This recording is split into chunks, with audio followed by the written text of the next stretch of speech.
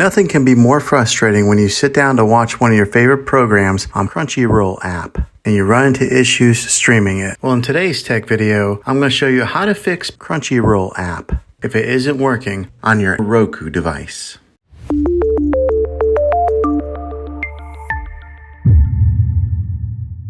Let's see if we can fix your problems and get your Crunchyroll app back up and running as quickly as possible. The first one, it's the easiest one to try, and that is to unplug your TV from the wall outlet and wait 60 seconds. Now don't be impatient here, wait the whole 60 seconds, then plug it back in. This is very different from turning your TV on and off with your remote control. This is what we call a hard reset of your TV, so make sure you do this method. If that doesn't work, then find your router that is giving you Wi-Fi and unplug the power to that for 60 seconds. Then plug it back in. If it fixes it, great. If not, let's go ahead and move on to the next method. Try deleting Crunchyroll app on your TV. Go to wherever the apps are located on your system and remove the app altogether. Then reinstall Crunchyroll app again. After you reinstall it, you might have to log back in with all of your credentials, but hopefully this will work. And if that doesn't work, then I recommend buying an affordable Roku stick, Fire Stick, or Apple TV 4K and plug that into your TV and use that as your main streaming player. And you'll be able to access Crunchyroll app